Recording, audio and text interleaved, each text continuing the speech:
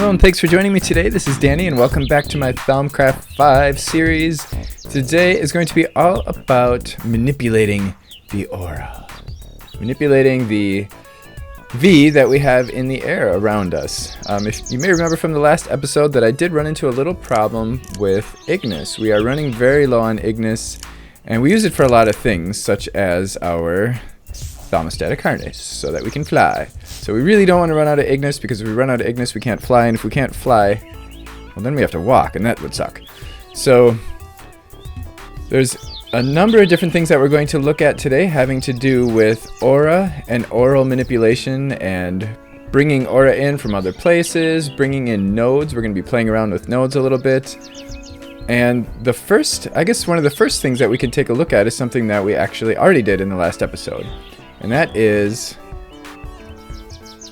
planting these. So this would be your simplest way to get aura nodes around. So we planted a couple silverwood trees earlier, and when a silverwood tree grows it has a chance of producing a pure node. And in my experience, this is not scientific, but I would say I usually get about one pure node out of every 3 trees I plant, about. So we can take our hoe of growth. But the thing about pure nodes though is that pure nodes, the nice thing about them, so we didn't get one this time. The nice thing about pure nodes is that they clean flux from the aura. So you may remember that some time ago we had a lot of flux, and right now this is all that we have. If you look in the upper left hand corner, we just have a little bit of flux at the bottom there. And that is because Vidium, it's called Vidium also. That is because of this pure node. And one of the reasons that this pure node is so small, it only has 4 aspect points, is because it ate up the flux in our atmosphere, in our aura, which destroys the pure node. Oh, it's almost like clockwork. It's the 3rd tree I planted. I cut the other 2 down, and now I got a pure node. So we can take a closer look at it. So we got a pure node with 15 air V. The pure nodes, they will die eventually because inevitably you're going to produce flux. It's just the way things are in Thaumcraft. There's going to be flux, and sooner or later this guy is going to dissolve. But if you have, I mean, I'm actually getting a net gain of these saplings, so theoretically we could have almost an unlimited supply of these things. I could just sit here and plant silverwood trees all day long, and I'd have nodes all over the place. But we don't know what those nodes are going to be. You know, in this case we have air, which we don't really need. We've already got a lot of air. If we want to get more specific about what we're going to bring into our aura here, we're going to have to get into some little bit more advanced tools. One of the first things I want to do is to be able to see what our V looks like. Let's make one of these guys, a Thaumic Dioptra.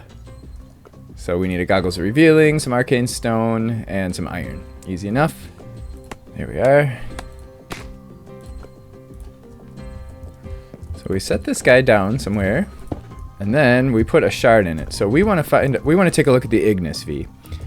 So whatever shard or whatever aspect we want to look at, we take the shard for that aspect, and we right click on it, and it's going to show Ignis levels in the aura. So there we are. There's our V Ignis levels in the aura. So what the heck does this mean, right? So this is showing us chunks. The little squares are chunks. It's showing us a 12 by 12 chunk area. And we can see actually pretty clearly. Now the higher it is, the more of that aspect there is in that chunk. So in this case, we can see that there's more Ignis over in these chunks in this direction than there is here. And we can see a big valley here where we are, showing us that we don't have much Ignis here, right? So if we, and the little sparkle, every once in a while we'll see sparkles in there. And that can tell us where there are sources of Ignis. So the sources of Ignis could be nodes, or they could be crystals. So if there are Ignis crystals, if there's like a cluster of Ignis crystals somewhere, this will look at that as a source of Ignis, because it is a source of Ignis. Because remember, the crystals work like batteries, And when there's excess V in the atmosphere, the crystals will form and they will grow and spread. And if that V runs low, those crystals will kind of dissolve into the aura and release Ignis or whatever, V, into the aura. So it looks like we have a lot of Ignis in that direction. So if we take this guy, just for example, wait, no, actually we're going to go like this. And we do get our shard back, by the way. So if we like move over here a few chunks and set this guy down again, and put our little Ignis shard, our fire shard back in there, we can see we're getting closer here. And where it's really tall, we're probably going to find a node somewhere right about there. So that's, let's see, 1, 2, 3, 4, 5, 6, about 6 chunks away. If we look at our map, that's in the direction we're facing, so that's south. 1, 2, 3, 4, 5, 6. We'll probably find an Ignis shard somewhere around here. Alright, I found it. There it is. It's an Ignis node, 62. It's a pretty big node. So that's a good source of Ignis, and I think it's one of the closest good sources of Ignis to our base. So I'm going to I actually waypointed this so that we can find it again in the future, because we're probably going to want to move that. So if we look, you can see that the Ignis levels in this area are all very high. This might not be the only Ignis node around here. There might be some others. I'm ready to make our first totem. Hooray. Oh yeah, there we go. Our first totem. So totems are blocks that we can set up to disperse V and to bring V from other chunks. So we've got a piece of silver wood in the middle. Right now we are making the totem of dispersal. And it's all these things.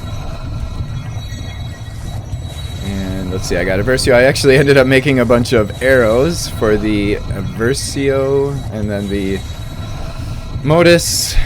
I made doors, Aurum. I actually went back to the desert and got some more cinder pearls for that. And the Potentia, of course, we get from redstone. And we also needed some kind of wispy essence. I happen to have a couple of aqua ones. I went to the nether because I think I only had one, if I remember correctly. So I went to the nether and I killed a bunch of wisps to get a few more of those. We've got some of that. We've got a Salus Mundus and a balanced shard, so I had to make 2 balanced shards for each of these recipes. And there we are. That is our Aura Totem of Dispersal. So now I'm going to make an Aura Totem of, is it retreat? Attraction. So the the Dispersal, like I said, will disperse Aura. It will disperse V. So if we have some V that we want to get rid of, we can use that totem. We can set up that totem to disperse it into other chunks. So it'll basically diffuse it. And both of the recipes are very similar. They require many of the same things except for these two. But both of them require Wispy Essence, Great Wood, Chest, Balanced Shard, Salus Mundus. And that one was Quicksilver and Piston. And this one is a Carrot on a Stick and Amber. So there's our Carrot on a Stick. And I'm not sure where the Amber is. I had some, I swear, but it's gone. So then this one, the Totem of Attraction, will pull in V from surrounding chunks. And we tell it what kind of V we want, and I'll show you how to do that in a bit once we get this thing set up. But in addition to the totems themselves, we also have these totem poles, which go under the totem. And each totem can have up to 5 poles. And there's 3 different types of poles that we can make. There's the stabilizing, there's the inner, and there's the outer. So if we do this without anything underneath it, here's what it's going to do. It's... What? How did you get in here? You sneaky little brat. So what this guy is going to do, as is it's going to pull aura into this chunk from the surrounding chunks. Now, of course, that isn't particularly useful at this point because we don't really want just this chunk to have more Ignis, and to take it from the chunks around it, that wouldn't be very useful, right? What we really want is for it to take... What we want to do is fill up several chunks with aura from all around.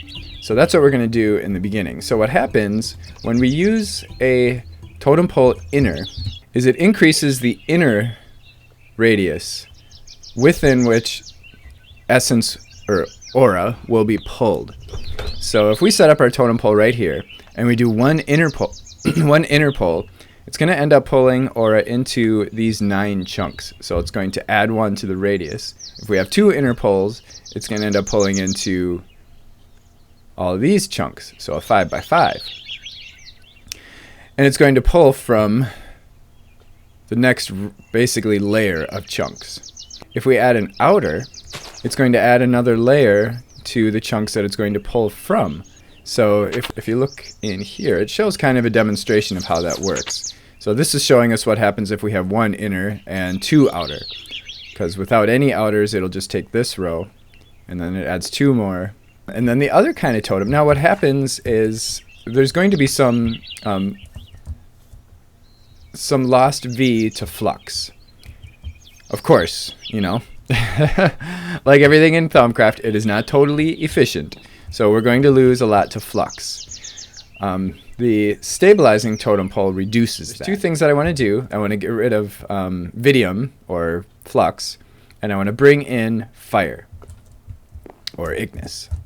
Put a fire shard in there. And again, this thing does not consume the fire shard. We can get it back anytime we want to just by right-clicking with an well, actually with any hand, I guess. So we can see, I don't really know which of these 4 chunks is the one that we're in, but we're in one of these 4 chunks, and there's a lot of Ignis like way over there. So maybe what we want to do is bring in a 9 by 9 from, let's see, 1, 2, 3, about 3 chunks away. So maybe we'll do 1 inner, 3 outer. That should bring us a lot of Ignis. And we can do a maximum of 5 poles. So we might as well do 1 stabilize. So 1 inner, 1 stabilize, 3 outer. That'll be for our bringing in Ignis. And then the pole that's dispersing, we can have that. That one we might want 2 inners, because we do produce flux here. So we might, or actually, you know what, we could put it here. We'll put the first totem in this. Yeah. We'll put our dispersal totem in here, and we'll again do 1 inner and a couple of outers. You know what, we can do the same configuration, but we'll just put that one here, and we'll put that one in this chunk. Yeah, I like that idea. Got all the ingredients collected to make, we have to make 2 stabilizing poles, 2 inner poles, and 6 outer, and these are all the ingredients we need. 60 silverwood, 20, blah, blah, blah. Okay. So we'll go like this, and we can see we've got a fairly high V cost here. So why don't we do this? Wait, just pull all these off.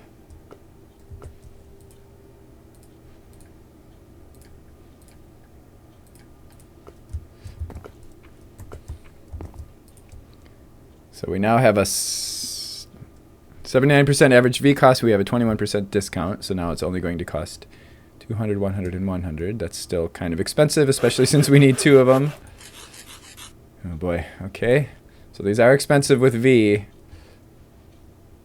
but fortunately they're going to bring us V, so there's a lot of Ordo. Let's keep an eye on our aura so that we don't deplete anything. Alright, so it looks like Ignis is the only thing that's at risk, so let's hope we don't need much Ignis. So we don't need any Ignis for this.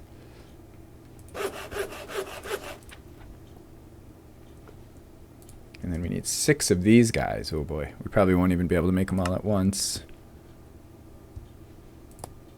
Nope. So we'll have to let that charge. Ready to make our first totem. This is going to be the attraction totem. So we put our poles, we put the poles under the totem. So we want 1 stabilizing totem pole. We want 1 inner and 3 outer.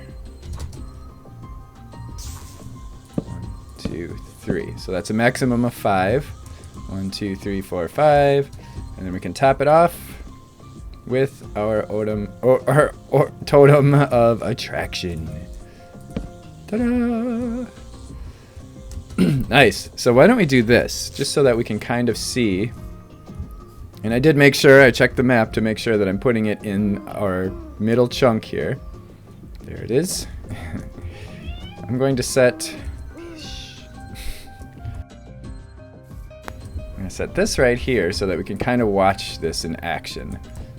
So we're going to see where our aura is now. Where our Ignis aura is. Go up here. I'm going to put a fire shard in here. Now this will consume the shard. It uses it as a fuel, and of course it also uses it to determine what it's going to be pulling or pushing. So now if we watch this, we can kind of see the Ignis aura out there is kind of dropping. And also if we look at this, we can see there's flux. This thing produces quite a bit of flux. Even with the stabilizing totem pole. You can see Ignis coming in, our little particles. You can see it's kind of flattening out. Our little valley is no longer a valley. That's nice. We got some little particle effects here, some lightning effects. These things are pretty cool.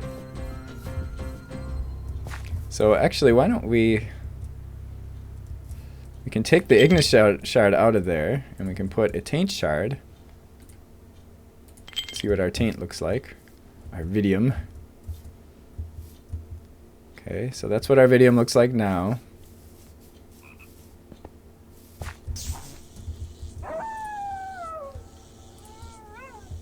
And now this guy's going to start pushing vidium out. We can see little vidium particles going out, away from the totem, being dispersed. So this might be a good time to make our first crystals. So I have a shard in the middle of whatever type of crystal we want to make. I want to make Ignis crystals. And we've got seeds. And Salus Mundus. And then we've got the, I can't remember what that's called, the trap thing. And then Vitreous, which is the crystal. And Ignis. So it depends what kind of shard we want to make. They all require air, vitreous. Wait, what? No, not. I mean, they all require vitreous and vincilium, and whatever we're trying to make. So air for air, and they're all negligible instability except for the flux crystal. If we want to make flux crystals, it's moderate. So there we are. So we don't have to be at the mercy of Whirlgen in order to find crystals. We can plant our own. And now that we're bringing a bunch of Ignis in to this chunk,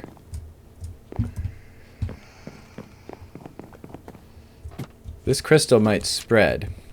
So why don't we put it... I guess it doesn't matter. We can put it in any one of these 9 chunks. Somewhere where it has room to grow. So there's the start of our crystal farms. It's actually only 1 crystal. It's showing 2 because we've got it on the face of 2 walls. But if I were to do that, we'd see it's actually only 1 crystal. It does take quite a bit to get these things to grow, though. It takes time, and it takes a lot of Ignis in this case. So this will basically act like a battery. So even after we run out of shards in our totem, we'll still have a source of Ignis from those crystals. We are about to be doing a whole bunch of infusions that are going to require a lot of different aspects. So it's time for me to finally make the Essentia mirrors. I'm going to make a pair of Essentia mirrors. I'm going to put 1 in there and 1 out here so that we no longer have to bring these bottles out anymore. And whenever we do infusions, it'll just pull stuff directly from... on something? No, we're good. It's going to pull directly from our stack of Essentia. So we've just got a mirror in the middle, a ender pearl, and 3 iron. Hooray, there's 1. And of course we have to make 2, because 1 all by itself is not going to be very useful. Oh, and 1 more piece of iron. So So we've got Permutatio, which I got from Quicksilver. Or actually, not Quicksilver, I got it from Cinnabar. Clusters, that's the most efficient way to get that from the clusters, because they have twice as much as the ore. And then we got Aqua, which we... Oh boy. Oh yes, Aqua, which we can get from lots of different things. I think most recently I've been getting it from clay. I'm going to put one of the Essentia mirrors right there, and then I'm going to right-click with the other one. So now these two mirrors are linked, just like the other mirrors that we did, the magic mirrors for moving our items around. And then I'm going to put one right there. I'd kind of like to put it up, though. No, that's fine. So the next thing I'm going to do is make a biothalmic mind, because we are going to make our node magnet. Dun dun dun, node magnet. So we have to make, it's a very expensive recipe. As you can see, it needs 64 aurum, 32 modus, and 16 machina. So that's a lot of aurum, and I still need to get some more. Okay, good thing I have more cinder pearls. But of course, before we can do that, we have to make a biothalmic mind, which requires 16 cognitio and 16 machina. And then we have to make one of every crystal of all the 6 primal aspects. So we're going to need, what, 48 vitreous and 24 vinculum, and then we're going to need 8 of every primal aspect. So that would be a real pain, because we'd have to take all these jars out there. We'd have to fill them up in here. We'd have to take them out. If we run out of something, we'd have to grab the jar, bring it back in here. So now we don't have to do that anymore. So the first thing we're going to do is make the biothalmic mind. So we've got 20 cognitio, and we've got plenty of machina. I made a whole bunch of that. That's just buttons. And we no longer have to bring the jars out here. All we have to do is, I guess first off, make sure we have enough Essentia in the house. That's the one problem with this setup, is that they're so far away from each other that when I'm out here, I can't quickly check to make sure we have enough Essentia. I'm going to have to go back in the house to check. So maybe I'll think about kind of rearranging things in the near future. Okay, so what's going on? Something's not working here. What's going on? Oh, okay, so here we go. So we can see this stuff is going into the mirror on this end. I don't know why it took so long, but now it's coming out on this end. Hooray, that looks pretty cool. I like that. Just coming down from above. We've got everything. Nice, hooray. Cool, this is going to make our infusions much easier. So now I'm going to go ahead and make every one of these crystals. I've got all the shards and a bunch of Salus and seeds, Salus Mundus and seeds. That should be enough to get us going. Okay, I think we're ready to make this thing. It's been it's been a lot of work. I actually had to make some more pedestals because this guy has 11 ingredients. So we have a full circle of pedestals now with one empty, because of course we have an odd number. We have just enough of everything, so let's hope nothing goes wrong. I think it's a moderate instability, so we should be fine, but you can see we have 64. We needed a full jar of aurum, and that's exactly what we have. So I'm lagging a little. I actually just crashed a minute ago, so from dynamic surroundings. It had something to do with the aurora, which is now not there, so I don't know what that was all about. But again, I got aurum from cinder pearls, I got modus from doors, and I got machina from buttons. Let's hope this all goes okay. We've got every crystal out here of all the primals. Great wood, a biothalmic mind, a block of iron, a brass plate, and a gear. And in the middle we have the morphic resonator, which requires the tainted shard.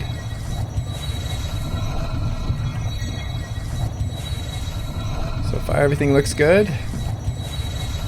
No instability. I did actually, while I was putting up the extra pedestals, I found that I was missing a tallow candle.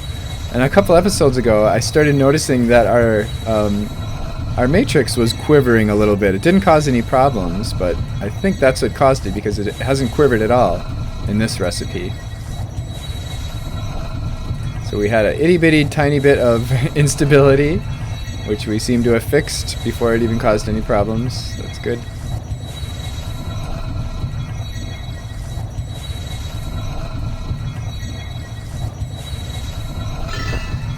Hooray!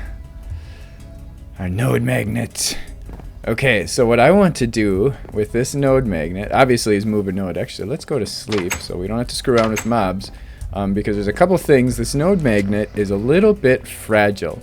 So maybe, if you remember from the last episode, we played around with the auto crossbow and the auto caster, this guy over here, which are entities that have like hearts, and you can hit them and hurt them, and to pick them up you right click them with your wand.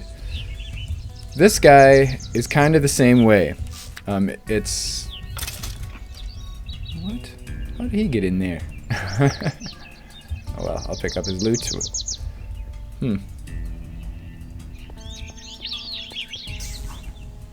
So way over here there's an Ignis node that I want to steal.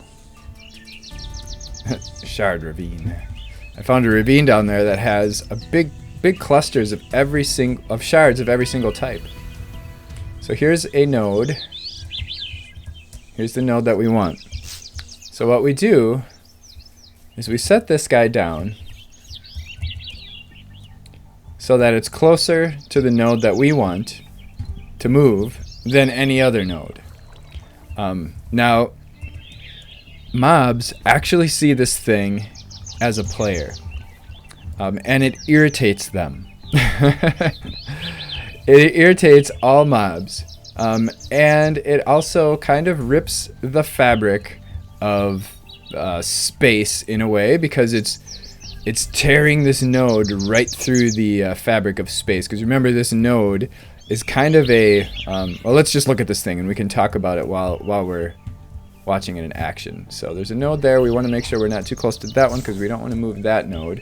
Now, one thing we can do is we can make one of these node stabilizers and put it under this node, and then this node will not move. It also won't be sucked by other nodes, because nodes actually have kind of a gravity in a way.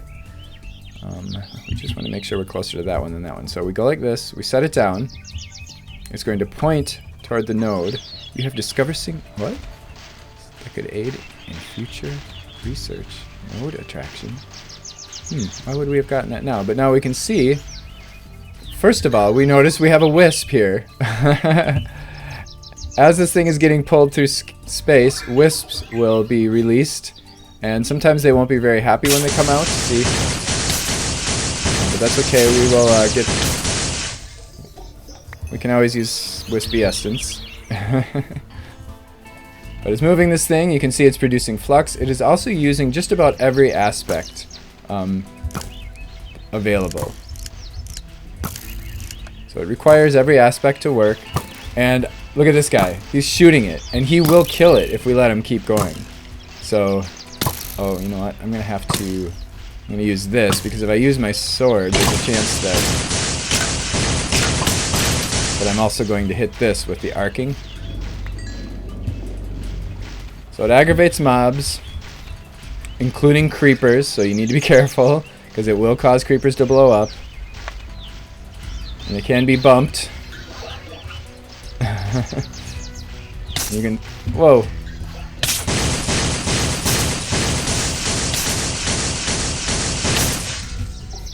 So this thing is kind of dangerous. And then it stops as soon as the node is right by it. And our node is still in good shape. And then to pick this guy up, don't try to pick it up with a pickaxe or something like that. You want to use your sword. I mean, use your wand, just like a golem or a autocaster or something like that.